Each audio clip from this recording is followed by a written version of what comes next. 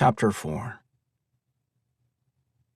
Later that evening, the large group relaxed in the cavern far below the palace. The cavern had been transformed into a magical world.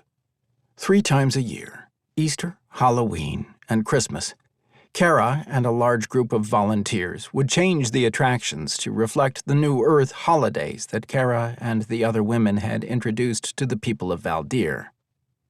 This year, Kara added to the haunted house effect to include several new rides, including the new Tunnel of Horror and the Castle of the Demented Symbiots. "Look, Haven and Emma made it," Abby exclaimed with a smile. "Balint!" Alice squealed when she saw the purple and gold dragonling. "I see Balint, Mama!" "I know you do, sweetheart," Emma laughed, and then gasped when Alice disappeared out of her arms. "Alice!" "She doesn't have to sound so damn excited about it," Haven muttered under his breath to Emma. "They are only 3 for goddess' sake." "Alice!"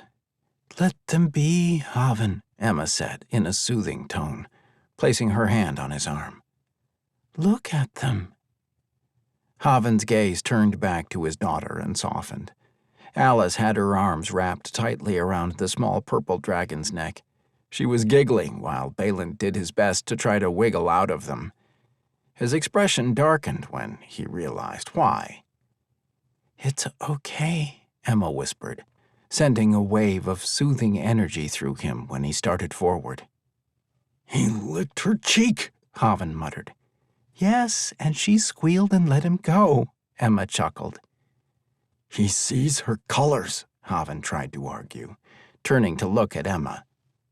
"We'll deal with it when the time comes," Emma promised, sliding her arm through his. "Let's go and be social." "I don't want to be social. I want to beat the dragon out of Keelan for having a son," Haven retorted, before he released a long sigh. "I would, too, if I didn't know that Trisha, Morian, and Paul would kill me. Creon would probably understand. That would be my only consolation." "You can challenge him to the ghouls shoot again. You've been wanting to play," Emma suggested. "I want to see the new rides that Kara and her crew have been working on." Haven glanced over to where the others were sitting. Creon turned and grinned up at him and motioned for them to join him and Carmen. He gave his friend a brief nod and started down the stone stairway toward them. It was hard to believe how much his life had changed over the last few years. Less than 4 years ago, he thought his life was over. He had been losing his ability to control the energy that was drawn to him. The power of it was enough to threaten his world, but the delicate but amazingly strong figure standing next to him was the miracle he hadn't known existed. He had discovered love when he had least expected it. He glanced over at Alice, where she was now playing with Spring and Phoenix, and relaxed a little bit. Girls were good. He could handle the girls. His gaze moved over to Balint, where he was playing with Rome, Jabir, and Zohar. It was the boys, namely Balint, who were going to be a very different issue. "We will not only deal with it, but accept it when the time comes," Emma's soft voice whispered through his mind. "I know," Haven finally replied with a sigh. "That boy better not break her heart." "Haven." "I don't think I could bear seeing her hurt," Haven murmured, as they reached the bottom step. He watched as Emma glanced over at the children who were chasing each other. A shadow darkened her eyes, and he immediately regretted his behavior. He knew Emma was remembering how she had been unable to be with her mother when she had passed away. "Emma," Haven said in a quiet voice, gently cupping her chin. "I'm sorry." Emma shook her head and blinked the film of tears away. She gave him a sad, shaky smile and reached up to brush a kiss across his lips. He watched as her aura swirled in varying shades of color as she fought to control her emotions. "You have nothing to be sorry for," she responded in a light tone. "Now let's quit worrying about something that isn't going to happen for a long, long time and see if we can make it through the night without you guys getting into trouble," she teased. Haven chuckled, and a wicked gleam came into his eyes. "Now where is the fun in that?" he asked in a mischievous tone, while he slid his hand down over the curve of her hip. "Oh," Emma whispered, blushing when the other men suddenly turned their heads to grin at them. "Payback, Haven. I'm thinking some serious payback later." "That is what I'm hoping for," Haven whispered in her ear, before straightening when Creon came forward to greet them. "Up to more mischief, I see," Creon observed with a knowing grin. "Always," Haven retorted, with a casual shrug. "So, how has life been since we last saw you?" "That's good. The break timing is perfect," Kara called out, before she turned and wiped a hand across her brow. She raised up her thumbs to Dulcie and the other men after the last test of the ride through the Symbiote Queen's castle. She was excited and nervous. This had been a joint effort with Abby, the guys at the repair shop, and her. Abby outdid herself in her artwork for the ride. What surprised Kara was Ariel's, Trisha's, and Carmen's enthusiasm for the project as well.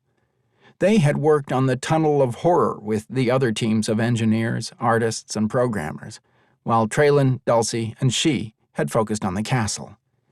It had taken almost a year to complete the project. Built into the far side of the cavern, it was a splendid example of combined Earth and Valdier technologies and ideas. The use of holographic images, animatronics, and good old-fashioned illusions made it appear that the castle actually was alive. "This has to be the best attraction here, Lady Kara," Dulcie said. His gaze followed a flow of energy bands that danced up a wall and across to the throne. "Lord Traylon said he was almost done with the programming for the Symbiote Queen." "Yes, he's been working on it like crazy. It is driving me nuts because he won't let me see it," Kara replied with a sigh. "He says it is payback for what happened last year." Dulcie chuckled. "Did you remind him that it was his fault for being impatient?" he asked with a raised eyebrow. They were both remembering the previous Halloween, when Traylon had resorted to hiding a tracking device on Kara so he could find out what she and the other women were up to. During one of her many nocturnal wanderings, she had discovered the empty cavern under the palace.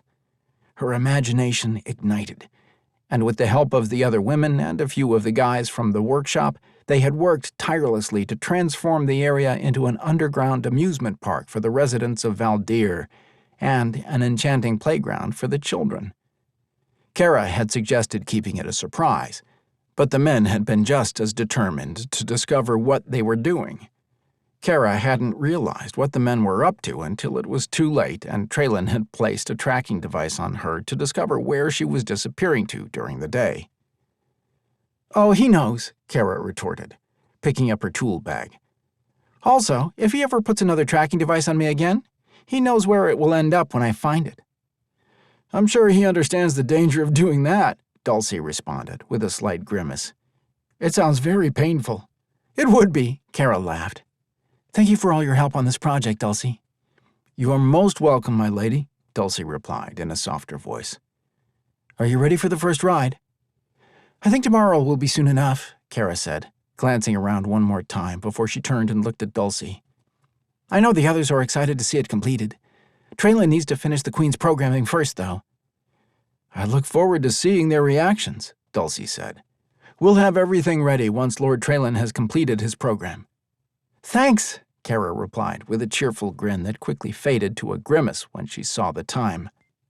I promised I'd meet up with the others almost a half hour ago." "I'll finish the last inspections," Dulcie assured her, waving for her to go. "As you say, I've got this." "You're the best, Dulcie," Kara said, gripping her tool bag and hurrying toward the exit.